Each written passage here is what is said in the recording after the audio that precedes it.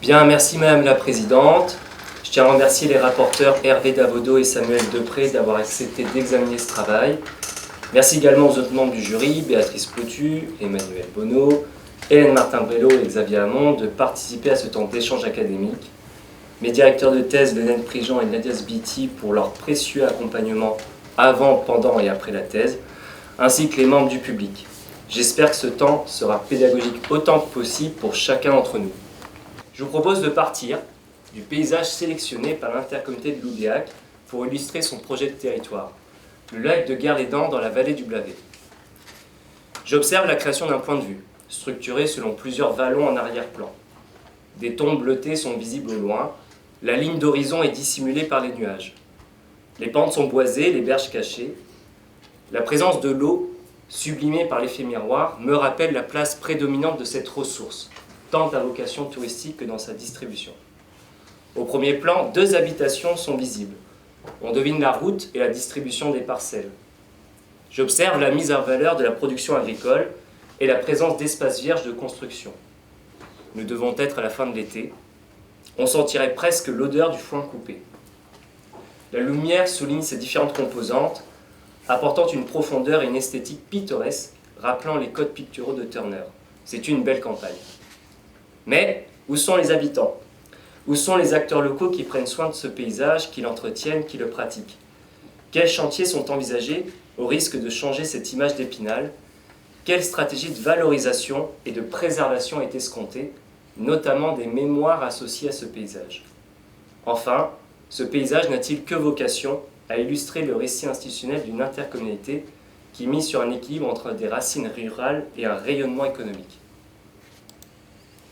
Ces questionnements illustrent en effet les 4 champs d'intervention de l'aménagement paysager dans lesquels ma thèse se situe. D'abord d'un point de vue stratégique, qui concerne les intentions, notamment politiques et les diagnostics. Du point de vue de la conception sur le dessin de l'espace, la réalisation, le fameux temps du chantier. Et enfin, la gestion, le nécessaire entretien pour préserver les dites intentions, le travail noble du jardinier. Cette chaîne de valeur me permet d'interroger les coopérations entre acteurs associés à la fabrique de paysages.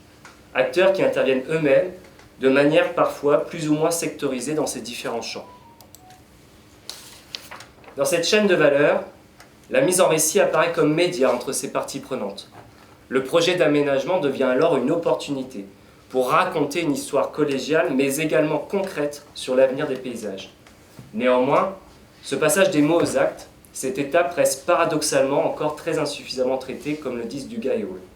De plus, la multiplication d'acteurs mobilisant le récit à des fins stratégiques et marchandes peut créer des écarts conceptuels.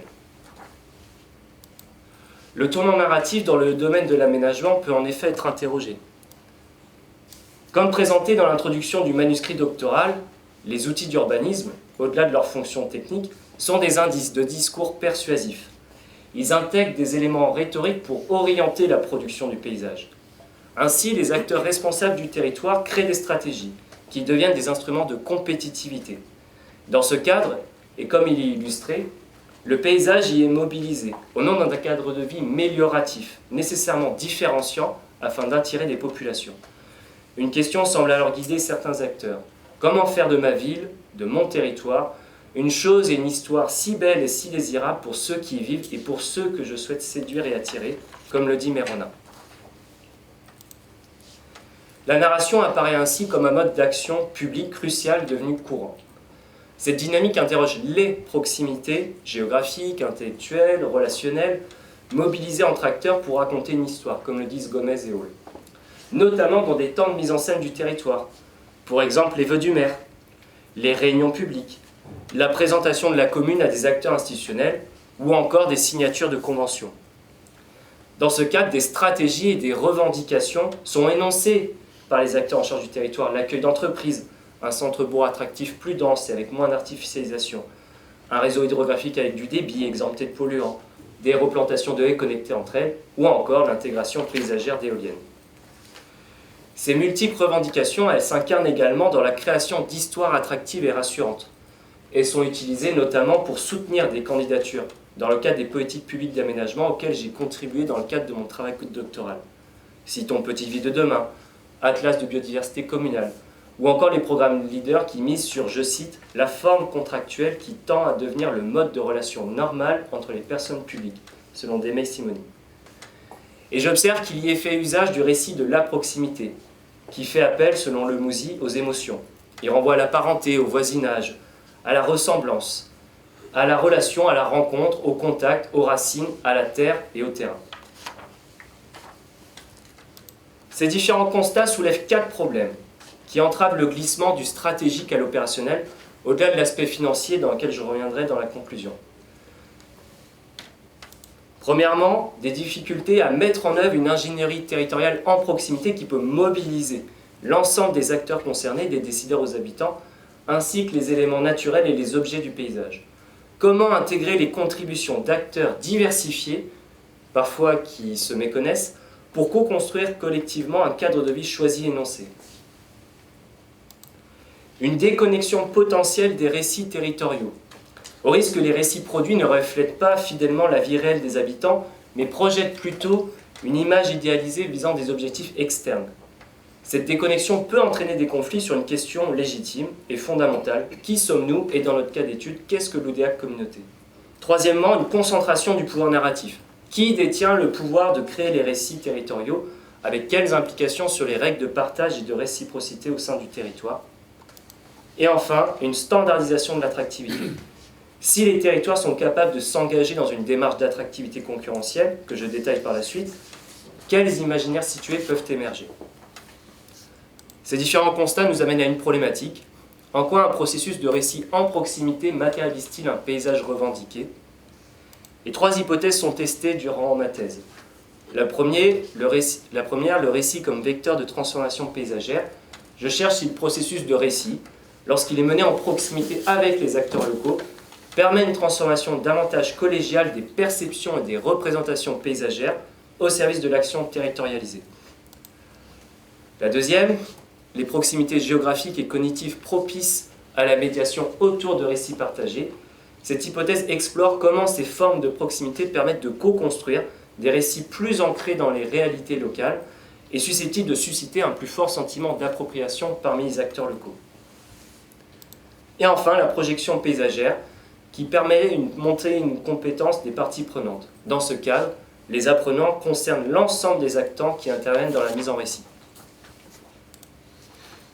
En tant que doctorant, j'ai dû adopter 3 postures. Je mets l'accent sur la recherche d'une cohérence entre, d'une part, le travail auto-prescrit, en tant que chercheur embarquant, et au sein de 2 laboratoires de recherche, le travail prescrit, en tant que chargé d'ingénierie en proximité pour une intercommunalité, et enfin le travail réel, en tant que formateur-médiateur. Ces postures sont associées à mes compétences antérieures de paysagiste, du jardinier au concepteur, où j'ai pu moi-même m'investir, et je l'ai rappelé dans le préambule, dans les 4 champs de compétences détaillés précédemment. Cette configuration me permet d'expérimenter une recherche-action, grâce à un processus que je détaille ici en 3 temps. La projection paysagère. Elle est structurée en 3 étapes. Tout d'abord, un temps de mise en intrigue, temps de reformulation des problèmes selon divers points de vue. Concrètement, l'intrigue concerne les différents questionnements que portent les acteurs locaux, mais qui peuvent susciter de l'intérêt pour d'autres territoires également. Une mise en récit technique et pédagogique. La technique reprend la trame de la praxis de paysagiste concepteur, de l'esquisse jusqu'au devis, et la mise en récit pédagogique s'appuie sur la scénarisation et la transmission des enseignements créés. Et enfin, un 3e temps, un temps de mise en œuvre, phase opérationnelle où les actions paysagères se concrétisent. Cette phase permet également d'identifier les aléas inévitables qui surviennent lors du temps du chantier et de proposer des temps de formation et des temps de réflexivité pour pérenniser le processus. Les actions paysagères, évidemment créées et escomptées, tentent de répondre aux problèmes définis initialement. C'est une démarche où le paysage et les acteurs sont en interaction constante grâce à une proximité animée que je détaille par la suite. En somme, la projection paysagère est un processus avec une approche de la pratique qui privilégie l'adaptation continue et la co-construction des actions à travers le temps, plutôt qu'une conception plus figée et linéaire de l'action paysagère. La démonstration se structure donc en 3 temps. Un premier temps d'observation du récit institutionnel déployé par le DIAC Communauté, Un deuxième temps où je détaille la méthodologie de projection paysagère axée sur une étude de cas parmi les 17 présentées dans le manuscrit, les chemins creux du bassin de vie ardouinais-Mené. Cette expérimentation a été choisie pour la soutenance parce que d'une part c'est la plus ancienne, c'est sur laquelle j'ai le plus de recul, et c'est surtout celle qui me permet de vous montrer les 3 étapes avec un recul critique. Et enfin, je conclurai avec 9 recommandations pour créer, mettre en œuvre et pérenniser la méthodologie selon mes 3 postures employées. Je mobilise donc le schéma actantiel de Greimas, qui est un modèle qui analyse les rôles et les relations des actants dans une narration. Un sujet cherche un objet, aidé par des adjuvants, et face nécessairement à des opposants. Ce sujet est légitimé par un destinateur et met en place une quête pour un destinataire. Et je vous propose de faire atterrir cette grille de lecture selon la stratégie de marketing territorial mise en œuvre par l'intercommunalité de l'Oudéac. Nous avons donc un sujet, l'Oudéac Communauté, qui est représenté nécessairement par les élus et les équipes en charge du projet. L'Oudéac Communauté cherche à réinventer et promouvoir l'Oudéac Communauté comme une destination attractive et innovante. Elle est légitimée par les élus qui ont initié le projet pour renforcer l'idée partagée après une fusion intercommunale, et elle se fait aider par un cabinet externe spécialisé en marketing territorial pour apporter une expertise stratégique et créative. Il s'ensuit concrètement une quête, c'est-à-dire une succession d'actions où une étude de marketing territorial est utilisée par rapport à un positionnement qui se veut distinct, la Smart Campagne, avec une création de slogans, d'identité visuelle, de témoignages d'habitants qui représentent le principe du persona et autres. Ces différents efforts employés et légitimes sont à destination, certes, a priori des habitants, mais également des visiteurs, des investisseurs, attirés par l'image renouvelée de l'Oudéac comme Smart Campagne. Mais néanmoins, dans le cadre de ma thèse, j'ai pu observer certains défis, notamment des perceptions préexistantes, la compétition avec d'autres territoires qui ont eux-mêmes choisi ce même positionnement distinct, et également des défis internes, défis que j'ai identifiés grâce à l'enquête menée auprès des services de l'intercommunauté et détaillée dans le chapitre 2. Je vous propose maintenant de détailler la méthodologie de la projection paysagère de la manière suivante. D'une part, le schéma actantiel des chemins creux du bassin de vie ardouinais-Mené est complété ici, et les différentes étapes de la méthodologie sont présentées là. Il s'agit donc dans un premier temps de susciter la curiosité et de convaincre de l'utilité de la recherche-action et donc de mettre en place une proximité convenue, notamment en tant que chargé d'ingénierie en proximité. Pour cela, je me mets au service des élus locaux à l'échelon communal afin de définir des problématiques locales et donc de miser sur une proximité géographique. Dans notre cas d'étude, il s'agissait de créer une promenade dans des chemins creux abandonnés et oubliés. Il s'agit également d'associer la commande à ses partenaires institutionnels. D'une part, bien évidemment, la mairie, et également, dans notre cas d'étude, la DREAL, grâce à un dispositif qui s'appelle Plan de paysage. En amont du terrain, je me crée ma propre connaissance pour pouvoir être utile aux élus locaux. C'est-à-dire que je mobilise les différentes données paysagères à travers une grille de lecture, une grille d'analyse, selon 5 typologies. Tout d'abord, la connaissance du vivant, les inventaires naturalistes et autres. Les mémoires, comme par exemple ici, vous avez un exemple de carte postale ancienne qui nous montre que Saint-Bran était bordé par des vergers qui ont ensuite été arrachés et où on voit la disposition du bâti par rapport notamment à l'église et au centre-bourg, place vivante qu'on peut imaginer. Il s'agit également de s'appuyer sur les représentations, notamment touristiques, les écrits tels que les comptes rendus des conseils municipaux, ou encore des ressources cognitives telles que des articles de recherche qui pourraient traiter de problématiques similaires.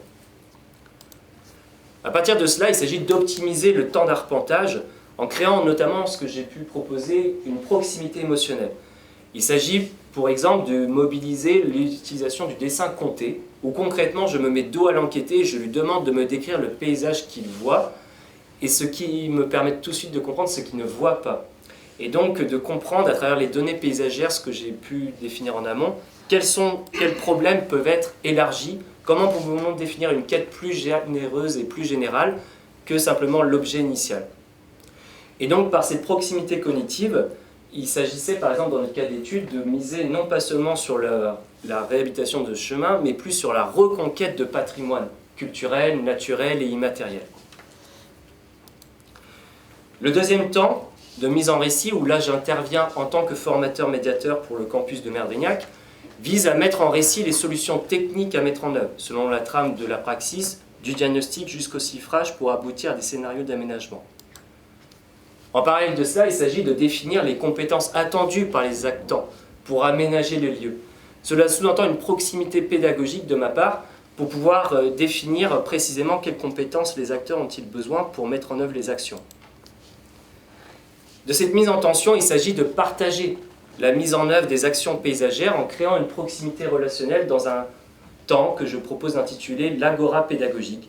Concrètement, l'agora pédagogique permet à de nombreux acteurs de se réunir, réfléchir ensemble aux problèmes en jeu et à leur résolution, d'asseoir et ajuster leur position, comme le dit Sébastien. Il s'agit également de clarifier à qui est-ce qu'on destine ces actions paysagères, donc les destinataires. Dans le cadre de Saint-Roch, il s'agissait des habitants et d'une association, mais également de pouvoir séparer les différentes actions paysagères escomptées et attendues en 3 types d'offres. Premièrement, ce qui peut être réalisé par les services en interne, ce qui peut être réalisé par les habitants lors de chantiers participatifs et autres, et enfin, troisième et dernier temps, actions qui peuvent être réalisées et doivent être réalisées par les entreprises. Le troisième et dernier temps, en tant que temps de mise en œuvre des actions paysagères, se fait sur un premier axe des actions techniques, puisqu'il s'agit de mettre en place ces actions en fonction des ressources disponibles, à la fois concrètes, matérielles, mais également des compétences, des humains, des envies et autres, mais également en parallèle animer des temps de réflexivité, de formation pour pérenniser le processus. Dans notre cas d'étude, il s'agissait bien évidemment des finances, la création de la confiance et de la motivation à maintenir pour pouvoir mettre en œuvre un dispositif de recherche, formation, action qui permettrait de pouvoir faire pérenniser la méthodologie. Et pour conclure, je tiens à vous proposer 9 recommandations qui visent à répondre à la problématique en quoi un processus de récit en proximité matérialise-t-il un paysage revendiqué. Tout d'abord, depuis le point de vue du chercheur embarquant, la vision actantielle présentée précédemment permet d'éclairer les discours déployés par les acteurs. Il ne s'agit pas simplement de qualifier un paysage ni de réfuter ses stratégies, mais bien de créer une dynamique dans laquelle nous pouvons imaginer et co-construire des scénarios d'aménagement. Le processus de mise en récit, ainsi pensé, guide et oriente les choix, notamment techniques. J'ai pu observer néanmoins une appétence d'aide, notamment institutionnelle, pour des études, mais peu pour le temps du chantier. Est-ce que cela sous-entend-il qu'une économie de projet reste à inventer par les acteurs locaux en fonction des ressources et des matières disponibles? Comment aider à passer du paysage revendiqué au paysage matérialisé? La deuxième préconisation propose 12 outils qui ont pu être présentés dans le manuscrit doctoral et qui visent à pouvoir inspirer d'autres chercheurs qui souhaitent s'engager dans ce type de processus. Citons la grille d'analyse des données paysagères dans le chapitre 3, la trame des entretiens narratifs regroupés dans le chapitre 5, ou encore le dispositif de recherche-formation-action dans le chapitre 6. Néanmoins, ces outils nécessitent d'être mobilisés, mais surtout que les acteurs locaux puissent se l'approprier. Cela pose la question des temps de formation et d'imagination, potentiellement animés par le réseau de l'enseignement agricole, notamment pour concrètement répondre à cette mission d'animation et de développement du territoire, une des 5 missions données par le ministère de l'Agriculture.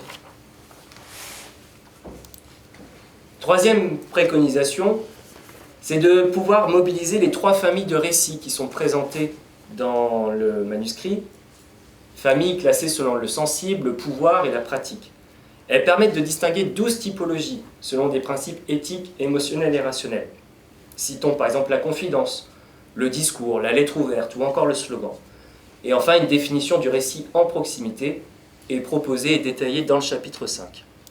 Depuis mon point de vue chargé d'ingénierie en proximité, j'ai appris à partir des problématiques quotidiennes des acteurs locaux, notamment discrets, vers une perspective plus appliquée et plus opérationnelle.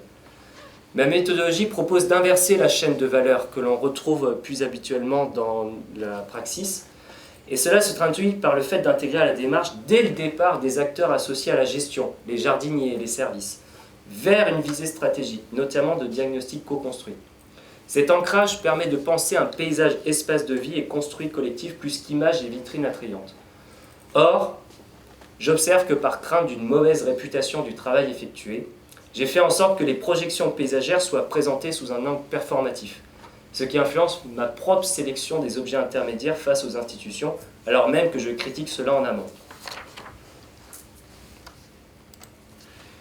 Cinquième recommandation, j'ai pu proposer que les projections paysagères se déclinent selon 3 offres: prospective, de faisabilité et opérationnelle. En gros, long terme, moyen terme et court terme. Elles se distinguent selon différents temps politiques, écologiques et pédagogiques, tout en tenant compte des réalités financières et réglementaires des communes. Or, face aux incertitudes multiples que nous traversons, et l'actualité récente nous le rappelle, où subsistent les temps propices à l'imagination, mais également à la prise de risque. L'enquête menée auprès des 15 élus, détaillée dans le chapitre 4, avec mon autre camarade doctorant Erwan Seyss, a fait apparaître une contradiction. Les élus locaux sont sursollicités, voire dénigrés, j'ai pu le relever, face à des problématiques quotidiennes et doivent construire en parallèle une stratégie de valorisation du territoire à long terme. Quelles pratiques et soutien cela sous-entend-il, notamment pour les services internes? 6e préconisation, j'ai pu animer des démarches adaptées selon l'agenda politique, le calendrier pédagogique, la mobilisation interne et le temps du vivant. Ce processus favorise une ingénierie territoriale proactive qui, au-delà de la gestion des ressources existantes, cherche à révéler les potentialités cachées. Mais je souhaite également partager un enseignement sur le travail mené concernant la mobilisation interne.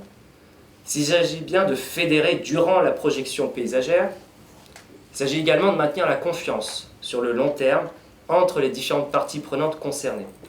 Dans ce cas, l'utilisation d'indicateurs quantitatifs vient certes justifier le travail effectué et les traces qui restent du travail doctoral, mais cet effort de pédagogie interne est-il suffisant face aux conditions hybrides et donc potentiellement déconcertantes du cadre de travail qui a permis cette thèse? Comment mieux anticiper les missions, fiches de poste, afin d'assurer la stabilité du travail de recherche mené? Et enfin, depuis le point de vue du formateur-médiateur, l'attractivité territoriale devient un support pédagogique. La projection paysagère lie des préoccupations légitimes, comme l'attractivité territoriale, le maintien d'un centre-bourg dynamique ou encore la préservation de l'école, à des problématiques qui concernent davantage la vie quotidienne des populations. Cette attractivité émerge par un processus d'innovation et d'expérimentation mené conjointement en tractant d'une mise en récit. Pour exemple, le réseau Bruded en Bretagne incarne ce type d'attractivité pédagogique. J'apprends parce que l'autre a expérimenté. Cependant, encore faut-il que cette dernière, ce type d'attractivité, soit reconnue et légitimée par les acteurs institutionnels, qu'elle soit perçue comme utile.